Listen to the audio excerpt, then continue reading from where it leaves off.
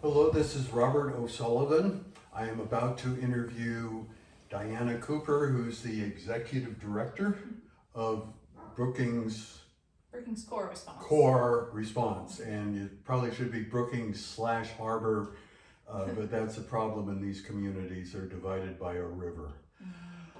Anyway, first of all, can you tell us a little about yourself and then about your organization? Yeah, I grew up here. I was born and raised here, lived here for about 25 years, and then lived in the Valley for about 7. And so we just moved back a few years ago.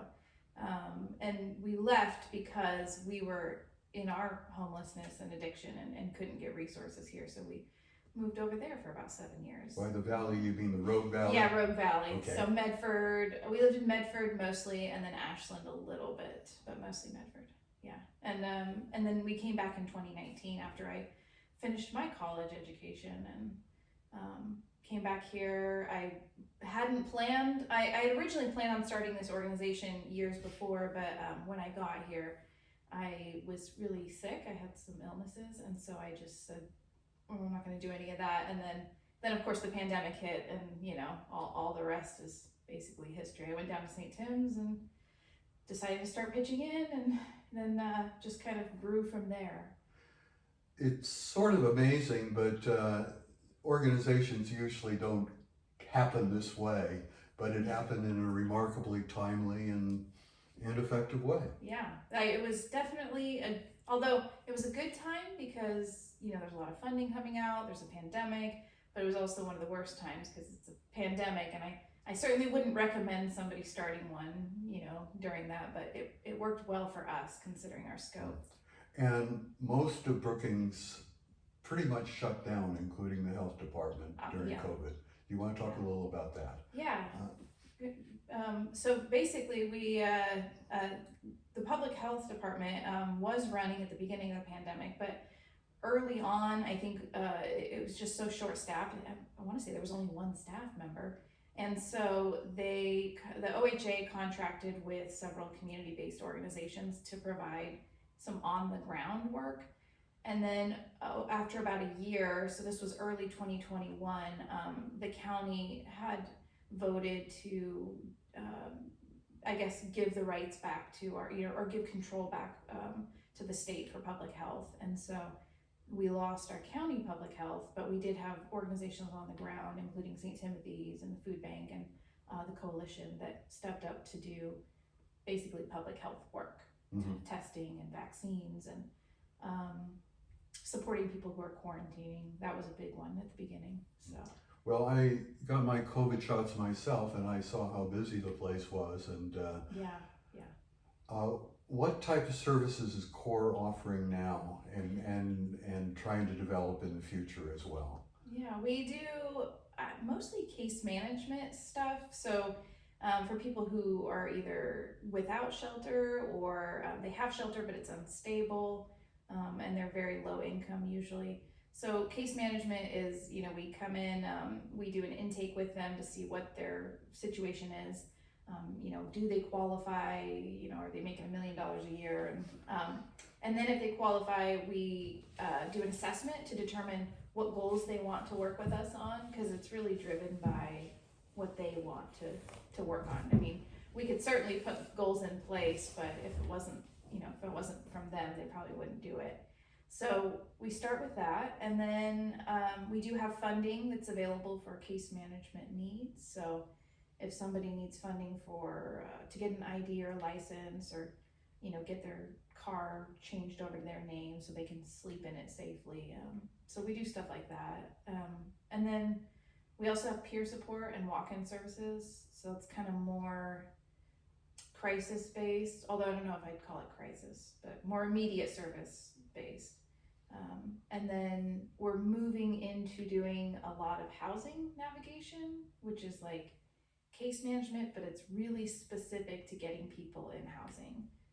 And it, there's not a lot of housing in our area. I think we have less than a 1% vacancy rate, I remember. Yeah, I know, it's just gotten worse over the last few years. With a lot of vacation homes sitting there empty.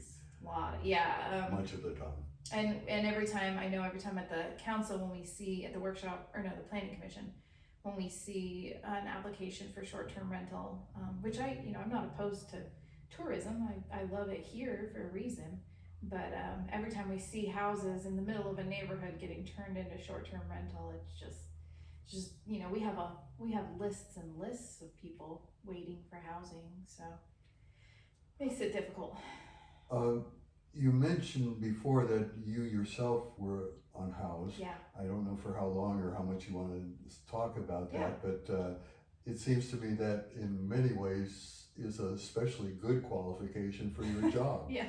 And don't you have some other people with former unhoused I do. experiences now on your staff? I do.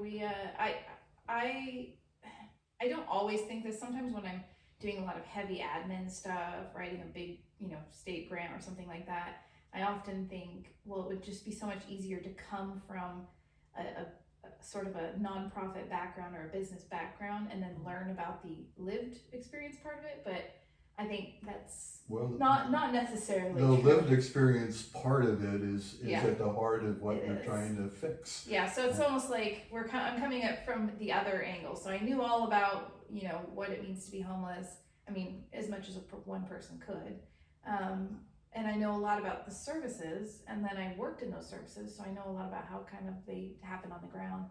But the admin side and developing capacity in the community was something that I had never been exposed to. So that was my learning curve. I think most people who start social services who don't have lived experience, usually their learning curve is understanding a lot of the dilemmas out on the ground. So I had that as a plus, but also it does mean I have a steep learning curve when it comes to development and capacity building.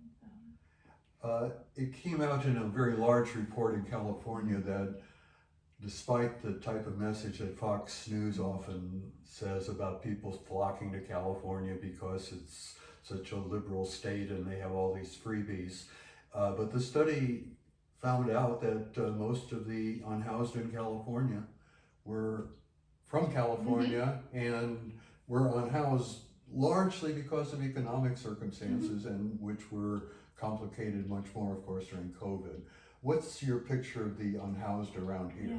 Yeah, it's very similar. I mean, I know that it doesn't always look like that, and we have a lot of people who travel, but by and large, it's mostly people who are from here. And even in saying that, I mean, we don't really discriminate. If someone shows up here, whether they're housed and they show up to buy a house and live in our community, or they show up without resources, I mean, they're essentially a part of our community. But we do know that after our survey in 2021, we know that at that time there was roughly 60% of the individuals that we interviewed that I think it was 121 people we interviewed. So not everybody by any means, but it was a joint effort to kind of capture as much data as we could within a week period of time. And we identified that 60% of the people we surveyed have been here for at least 5 years, and most of them their whole life. And then 40% of them, of that 60%,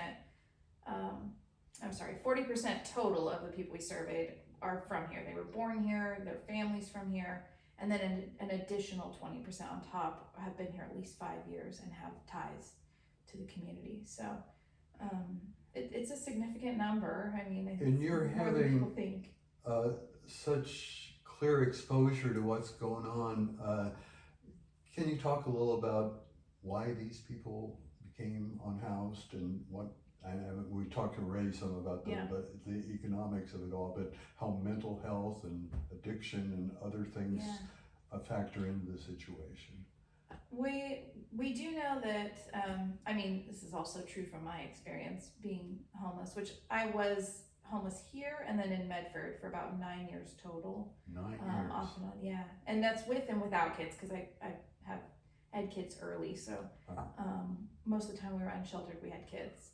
And my experience, and then the experiences that we see in our community, is that the majority of people are unhoused because of lack of support and not because of addiction, not necessarily because of mental health, although that really does impact your ability to, you know, keep things on time and make sure that you're it also kind of impacts your ability to like learn some of the skills that other people learn just through their daily life. Mm-hmm. So it takes longer sometimes, and you can hit a bump, and then that's kind of the end of it for you for a minute. So, you know, they hit a bump, whatever that looks like for them. Maybe they, you know, are unable to get their medication for a little while, or maybe they just are really struggling with depression and they can't work.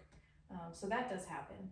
And it certainly happens that people lose their housing because they're in their addiction, but it's just so rare for it to go that way. It's usually when you become homeless, you start kind of getting around those people, like those crowds of people, and that's sort of because it's really a lot of desperation.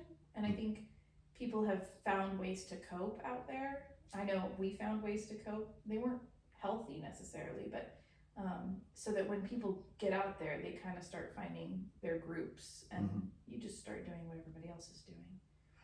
What seems to be happening a lot all over the country is when people see the growing campsites developing and exposed to people that they don't normally interact with, that they panic and try to figure out ways to get them to move somewhere else by banning certain things, and that's all been complicated by a wonderful court decision in Idaho.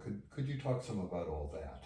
Yeah. The policing, being unhoused should not be a crime in itself, and yet to many it's perceived just like that, and the police should do something about it, or somebody should do something about it. I think when we group people together, there's a really good reason to do that sometimes, but there's a danger in doing that just in general society, for us to say like, well, homeless people are this, or you know, the homeless community, which I mean, it's a community like the house community.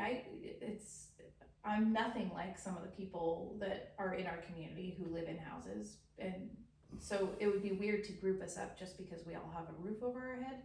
And that's kind of what we do with people who don't have housing. We're like the homeless community, but there's so many different people. Not all of them get along.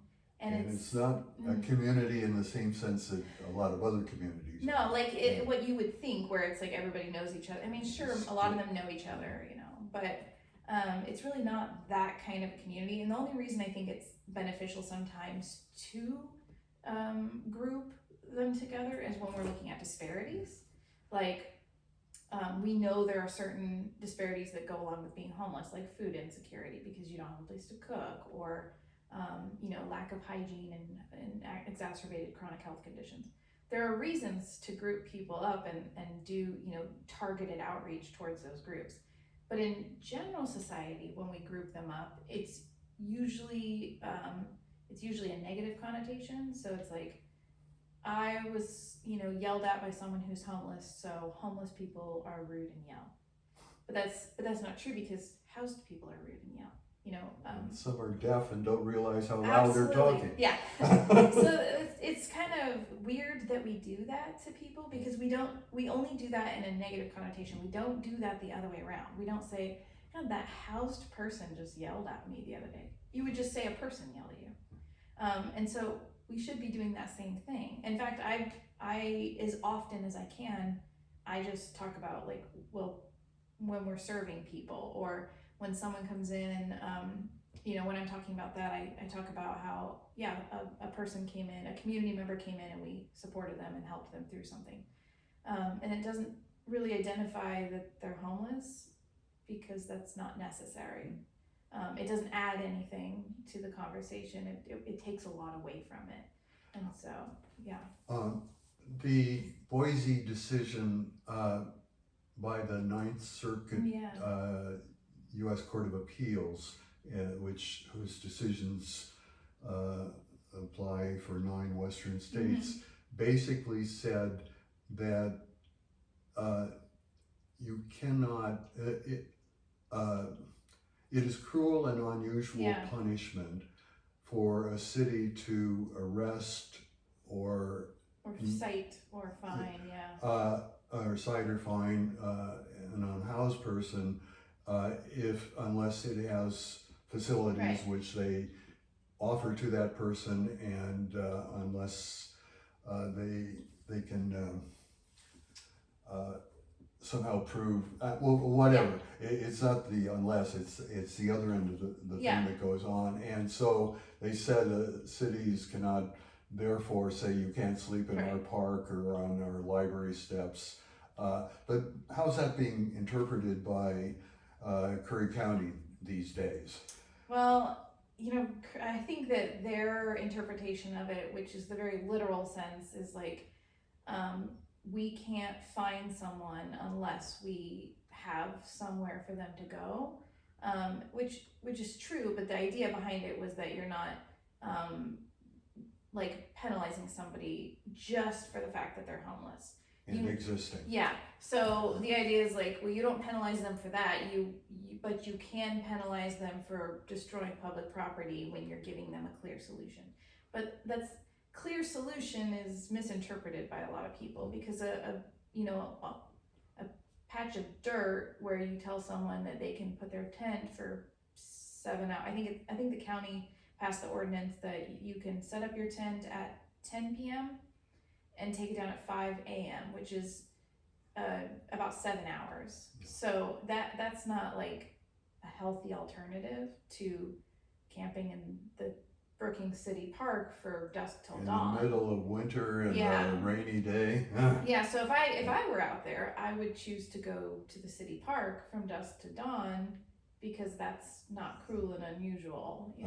You can have your tent up as it's getting dark. You can start putting it up, because most of our folks, they can put up a tent in like 5 seconds in the dark, but that's really not the point. And there we do have a large population of people who are elderly and disabled, and so that makes it even more difficult. There was some conversation with the city about potentially doing a campground. I think that that's going to evolve over time. There's a lot of solutions there, but their idea also was you would put it down at a certain time and put it up at a certain time. And one of the questions was, well, if someone has a disability or if someone's elderly and can't, do we make an exception for that? In which case, yeah, obvious. Like, that seems like the obvious answer. Well, all of a sudden it's kind of policing again. If someone's supposed to be up and out of there at 6 a.m., right. Do you send out sheriffs to make sure they are, and that kind of thing? It seems to be an unmanageable kind of non-solution. Yeah. But I'm not sure they'll have the actual resources to do that right now. Does your organization have much involvement with churches around here, and what kind of involvements are they? We started from St. Timothy's. That was where we kind of grew from, and so we still are connected with St. Timothy's. We don't have a whole lot of involvement with the other churches.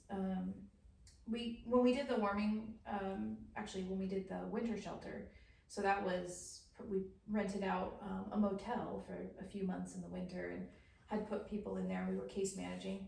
We had connection with several of the churches because they provided meals, and so we would go pick them up and bring them back to the shelter when they had extra meals. But outside of that, we haven't had a ton of connection with the other churches. They're a little bit more hands off when it comes to homelessness outside of the meals. But they have other programs that they do. There's some are rehab oriented and that kind of thing. Yeah, so it's mostly just St. Timothy's because they're really more aligned with the actual boots on the ground work that we're doing. But we do interact with the meal sites too, so it's just not as frequent. I don't know if one talks about covering the waterfront in a river town, but we've covered much of the waterfront, I think. Do you have anything else you'd like to add? No, I think, as we expand, there's going to be a lot more coming out, and the county, I'm sure, is going to start expanding some services. Fortunately, this organization has learned how to get grant money to do good projects. Yeah. Oh, tell us about the movable shower stuff. Yeah, that one's really, that's exciting, I think. Tell us a little about it. Is it like a big van that has all the Yeah. 2 or 3 shower stalls in it. It's gonna be like kind of, what you would see like one of those horse trailers, but large trailer. Okay. And so it'll have 4 shower stalls and then a washer and dryer unit on the end. And then we'll have a big van to pull it that'll have an office inside. But that's gonna be countywide. So that's not just for Brookings. Uh-huh. So we'll take it up to Port Orford and. Sure. Well, it's interesting that in the controversy about St. Tim's, the showering seemed to bother people, but it's like, doesn't everyone need a shower occasionally? And other basic hygiene things as well. And when your organization in a church like St. Tim's tries to fulfill that, I think that's really wonderful. Mm-hmm. We've been talking with Diana Cooper, the executive director of Brookings. I like to say /Harbor Core, but it's not the official title of the organization, which is trying to relate to a lot of issues that have come up in a community torn by controversy about serving those who need things that not everybody needs. Thank you very much.